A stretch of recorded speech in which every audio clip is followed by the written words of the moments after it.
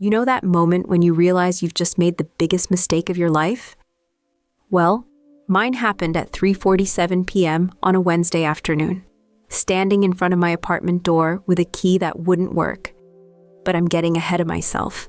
Let me start from the beginning, because this story, my story, is one of those cautionary tales that makes you want to shake your younger self until their teeth rattle. I'm Elena Vaughn, and 3 years ago, I had everything I thought I wanted. A great guy, a cozy apartment we'd turned into our little sanctuary, and a relationship that felt like coming home every single day. Then I went and ruined it all because I let other people's grass look greener than my own perfectly beautiful lawn. Derek and I met during a power outage in our building. Not exactly the stuff of romantic comedies, but there's something about being stuck in a dark elevator for 2 hours that either makes you hate someone forever or fall completely in love. Obviously, we went with option 2. He was coming home from his job at the botanical garden. Yes, he was one of those guys who actually loved plants and could keep them alive, which should have been my first clue he was a keeper. I was hauling groceries up to the 6th floor like some kind of pack mule because the elevator had been broken for 3 days. Need help with those? He'd asked. And when the lights came back on and I could actually see him properly, I'm pretty sure I said something incredibly smooth like, "Yes, please. Oh my God, yes." Derek had this way of making everything feel effortless. Within a month, he was keeping a toothbrush at my place. By 3 months, we'd had the "where is this going" conversation, and both agreed it was heading somewhere wonderful. 6 months in, he officially moved into my 1-bedroom apartment, and we split everything down the middle like a real couple. We had our routines. Saturday morning farmers market runs where Derek would geek out over heirloom tomatoes while I sampled every free cheese cube in sight. Sunday evenings cooking elaborate meals that usually ended with us ordering pizza, because we'd gotten distracted making out in the kitchen. He'd leave little notes in my lunch bag, and I'd text him random thoughts throughout the day that made him laugh. Looking back, we were disgustingly happy. The kind of couple that friends either loved or secretly resented. We had inside jokes and shared playlists, and that annoying ability to communicate with just a look across a crowded room. The trouble started, as it often does, with my sister. Cassie had moved back to town after her divorce, full of bitter wisdom about relationships and a newly minted philosophy about women needing to explore their options before settling down. "You're 26, she said during one of our weekly coffee dates, stirring her latte with more aggression than necessary. The same age I was when I married Steven, and look how that turned out. Derek isn't Steven, I pointed out. Derek doesn't leave his dirty dishes in the sink for a week, or spend our grocery money on fantasy football. That's not the point, Cassie insisted. The point is you don't know what else is out there. You've been with 4 guys total? That's nothing. How can you be sure Derek's the one if you haven't tested the waters?" I should have changed the subject right there. Should have told her that some of us didn't need to kiss 100 frogs to recognize a prince. But instead, her words lodged themselves in my brain, like a splinter. It didn't help that our social circle was going through what I can only describe as a collective quarter-life crisis.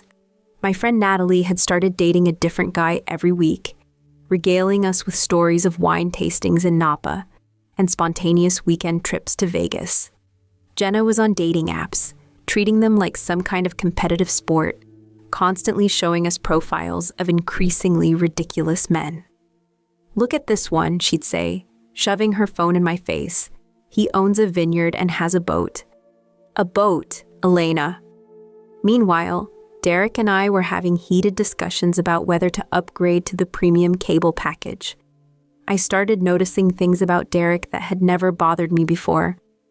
The way he always ordered the same coffee drink. How he preferred staying in on Friday nights instead of going out. His collection of obscure science fiction novels that took up half our bookshelf space. When had our life become so predictable?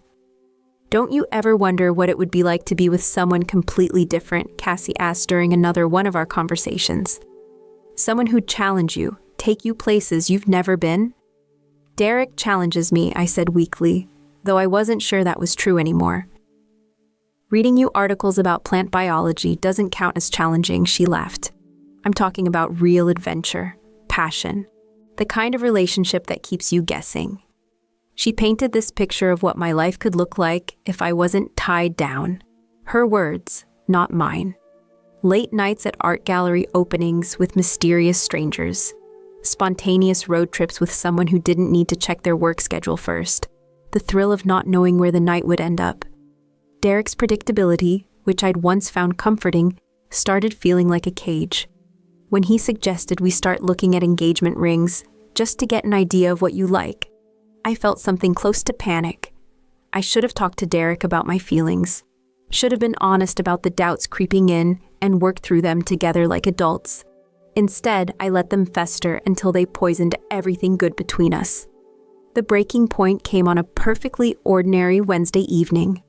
Derek was making his famous stir-fry while I sat at our kitchen counter, watching him move around our tiny space with practiced efficiency. He knew where everything was, had his timing down to a science. We'd eaten the same meal probably 50 times. I was thinking, he said, not looking up from the cutting board.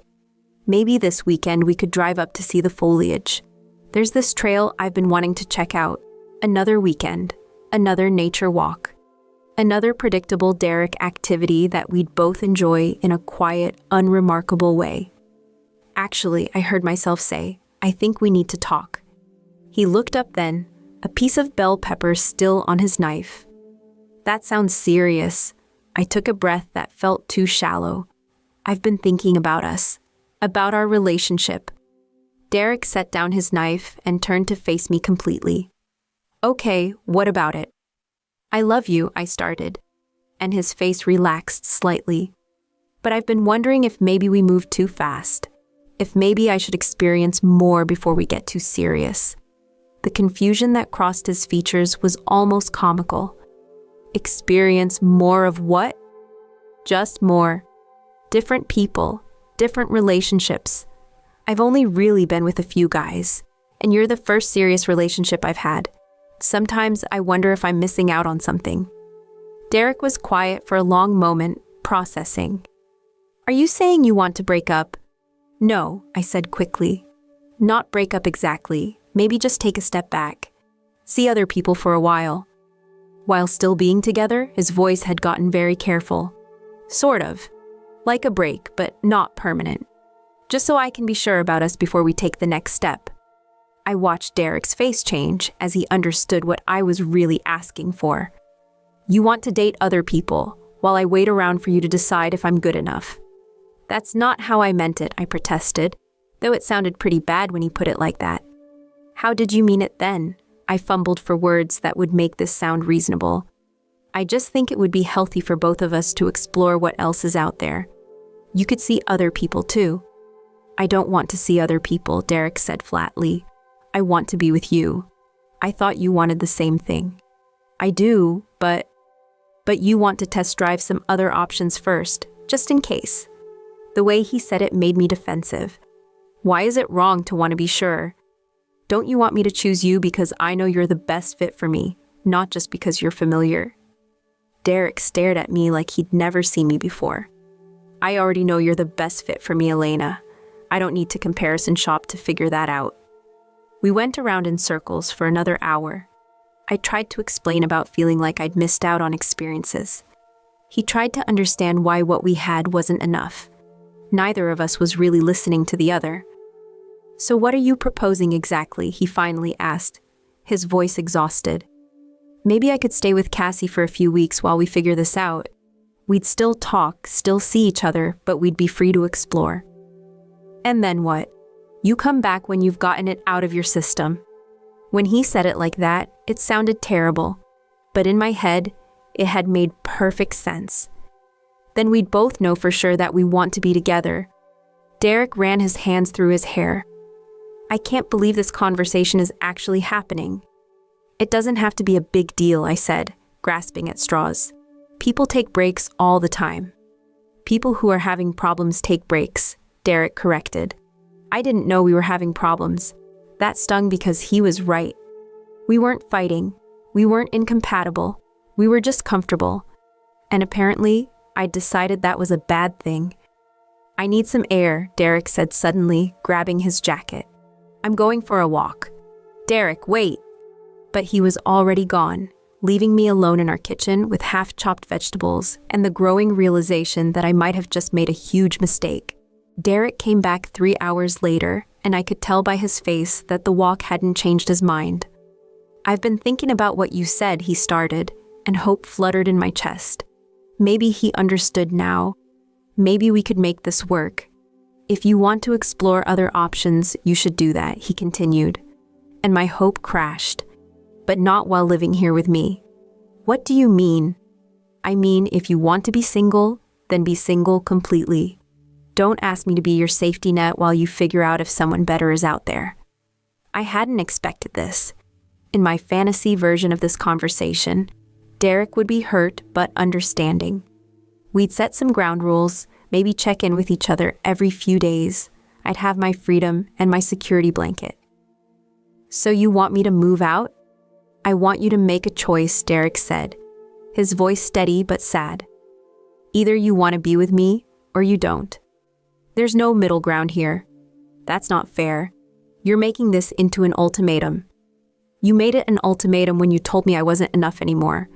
We argued until nearly midnight, both of us saying things we couldn't take back. I accused him of being inflexible. He accused me of being selfish. We were both probably right. "Fine," I finally said, grabbing my purse and phone. "I'll stay at Cassie's tonight. Maybe some space will help us both think clearly." "Elena," Derek called as I headed for the door. "If you leave to go think about whether you want to be with me, don't expect nothing to change while you're gone." I paused with my hand on the doorknob. "What's that supposed to mean?" "It means I'm not going to put my life on hold while you shop around." "Whatever," I said, too angry and hurt to really process what he was telling me. "I'll call you tomorrow when you've calmed down." I slammed the door behind me, convinced he was being dramatic. A night apart would give us both perspective. He'd realize he was overreacting, and we'd figure out a way to make this work.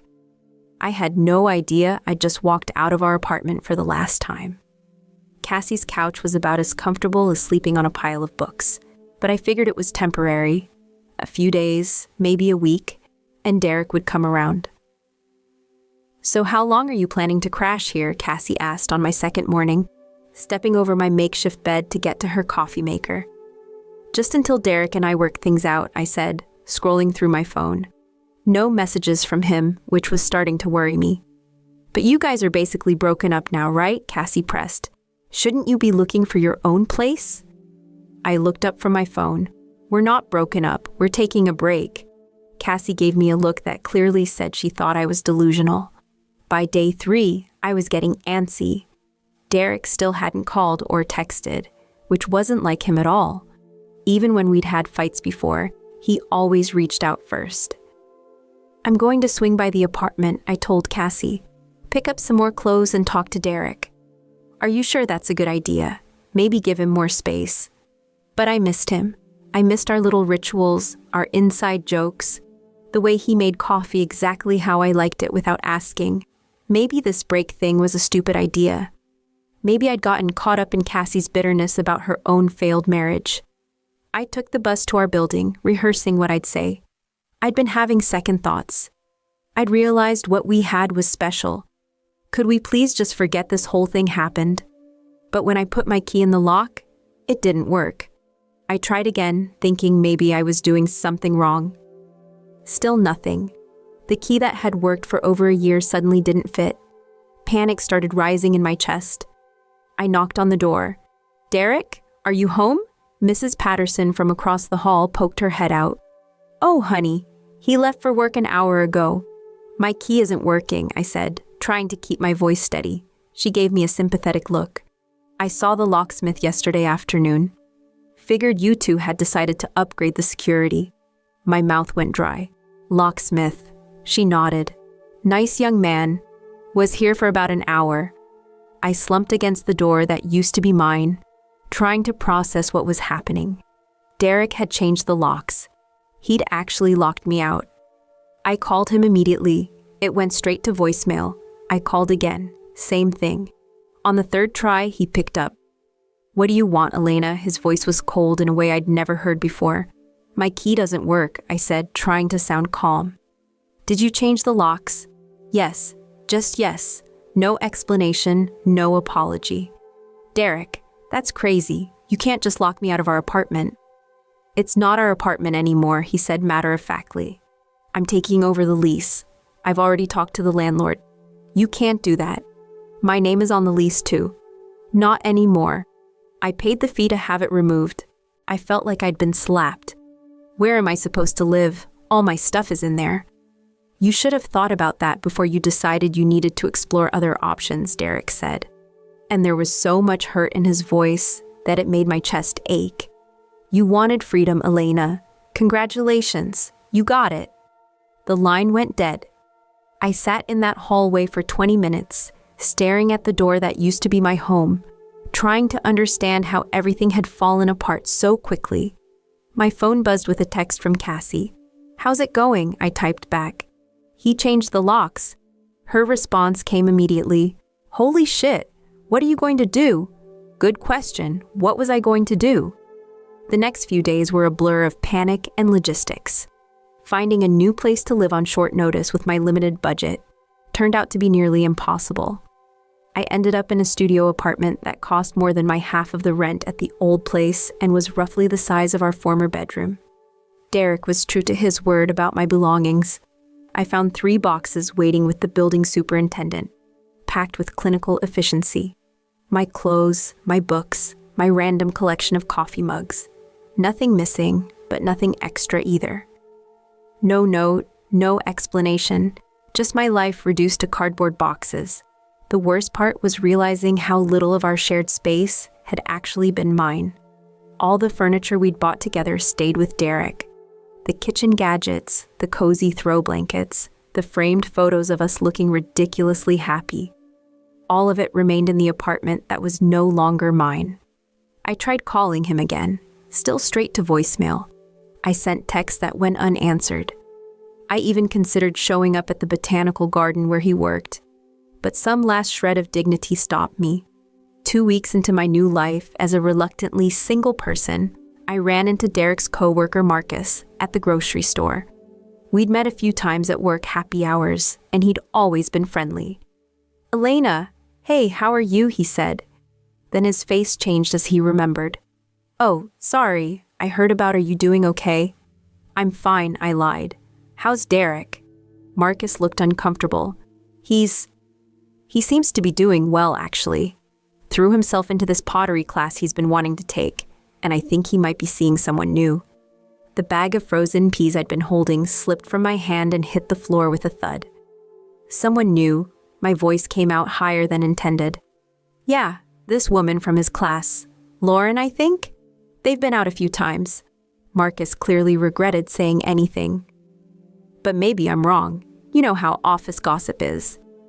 I bent down to retrieve the peas, using the moment to try and compose myself. Derek was dating someone already. It had been 2 weeks. That's good for him, I managed. I want him to be happy. But as I finished my shopping in a daze, all I could think about was Derek with some pottery-making woman named Lauren. Were they having deep conversations about clay techniques? Was she funnier than me? More adventurous? Was she everything I thought I needed to find during my exploration? Determined to prove to myself, and maybe to Derek, that I'd made the right choice, I threw myself into the dating scene with embarrassing enthusiasm. Cassie helped me set up profiles on 3 different apps. "You're free now," she kept saying. "Time to see what's out there." What was out there, as it turned out, was a parade of disappointing men who made Derek look like an absolute catch in comparison. There was Brian, who spent our entire coffee date explaining why pineapple on pizza was a sign of moral bankruptcy. Kevin, who brought his mother to our dinner and let her order for him. Mike, who kept texting other women while sitting across from me.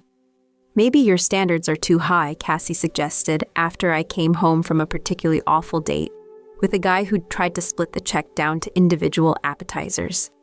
"My standards are not too high," I protested.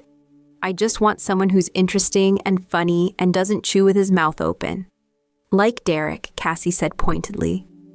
Derek was boring, I said automatically. Had Derek been boring, or had I just stopped appreciating him?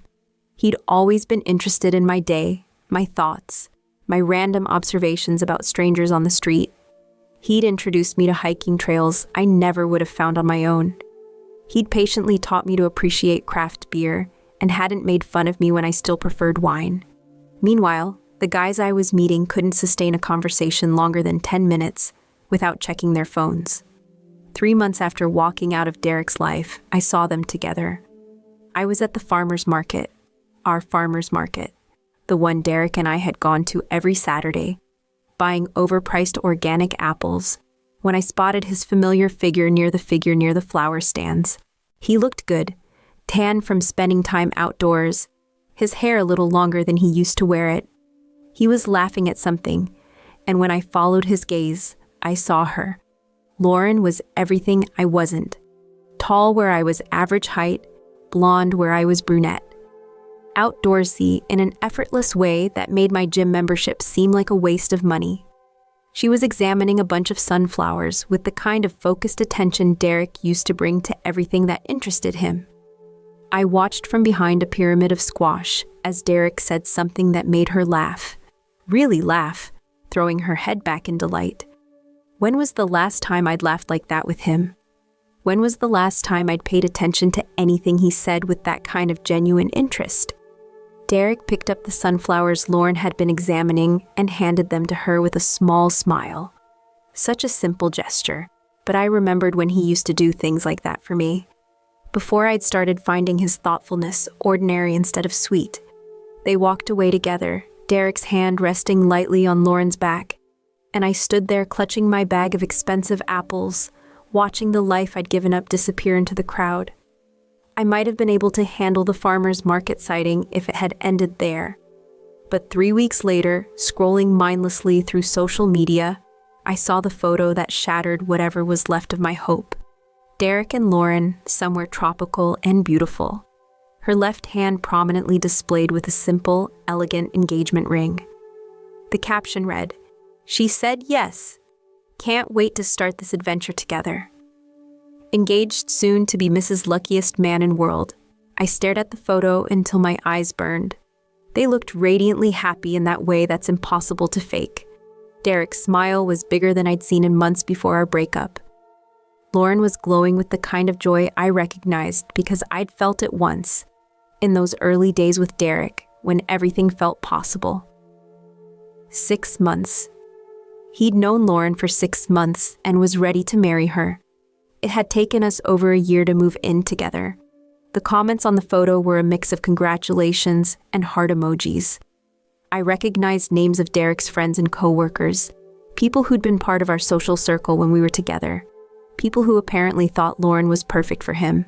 Maybe she was. I closed the app and threw my phone across my tiny apartment, where it landed with a satisfying crack against the wall. But breaking my phone didn't make the image go away. Derek was engaged to someone else, someone who hadn't needed to explore other options to know a good thing when she had it. Against every ounce of common sense I possessed, I crafted a congratulations message to Derek. I wrote it 17 different times, deleting each version as too pathetic, too bitter, or too desperate. Finally, I settled on something simple.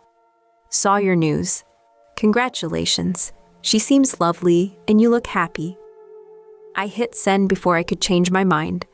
His response came 3 hours later. Thank you, I am happy. 4 words that said everything. He was happy, without me. Had moved on so completely that my congratulations were probably just an awkward reminder of a chapter he'd closed months ago. I started typing a dozen different responses. I miss you. I made a mistake. Do you ever think about us? But I deleted them all and turned off my phone instead. 9 months after I'd walked out of our apartment asking for space to explore, I was sitting alone in my overpriced studio, eating takeout for the 4th night in a row, when the full weight of what I'd lost finally hit me. I'd thrown away a relationship with someone who loved me completely, who made me laugh every day, who remembered how I liked my coffee, and which movies made me cry. I'd given up lazy Sunday mornings and inside jokes and the simple pleasure of coming home to someone who was genuinely happy to see me. And for what? A handful of terrible dates with men who couldn't remember my name? The freedom to eat cereal for dinner and talk to no one but my coworkers for days at a time? Cassie had been wrong. There hadn't been someone better waiting for me out there. There had just been a parade of disappointing alternatives that made me appreciate what I'd given up. Derek hadn't been boring. He'd been building a life while I was looking for excitement. He'd been planning a future while I was worried about missing out on something that didn't even exist. I thought about Lauren and how she'd looked at those sunflowers, how she'd laughed at Derek's jokes, how she'd probably never questioned whether she should be with him. She'd recognized what I'd been too foolish to appreciate. Derek had been right that day in our kitchen. He'd already known I was the best fit for him. He hadn't needed to comparison shop because he'd been smart enough to recognize a good thing when he had it. I, apparently, had not been that smart. They say you don't know what you have until it's gone, but that's not quite right. I'd known what I had with Derek. I'd just convinced myself it wasn't enough. The real tragedy wasn't that I'd lost him. It was that I'd lost him because I'd listened to other people's ideas about what my life should look like, instead of trusting my own heart. I let Cassie's bitterness and my friends' adventures make me feel like my quiet happiness was somehow inferior. But quiet happiness, I learned too late, is actually quite rare and precious. Most people spend their whole lives searching for what Derek and I had built together, and I'd walked away from it because it didn't feel exciting enough. Now I'm 31, still single, still living in my too-small apartment. I've dated enough men to know that Derek really was special. And I've been alone long enough to understand that the grass isn't greener on the other side. It's just different grass, and usually not as nice as your own. I see their wedding photos sometimes when I'm weak and look at social media. Derek and Lauren on a beach somewhere, surrounded by friends, looking like they can't believe their luck in finding each other. Derek looks older, more settled, content in a way I remember from our best days together. I'm happy for him, I really am. He deserves someone who knows what she has and doesn't need to test other waters to be sure. Someone who chooses him every day without hesitation. I just wish that someone had been me. The locks Derek changed that day weren't just on our apartment door. They were on his heart, too. And unlike doors, once you change those locks, you can't just cut a new key. Some chances, once you walk away from them, don't come around again. I told him I needed to experience more before settling down. Now I know the most important experience I could have had was learning to appreciate what was right in front of me all along.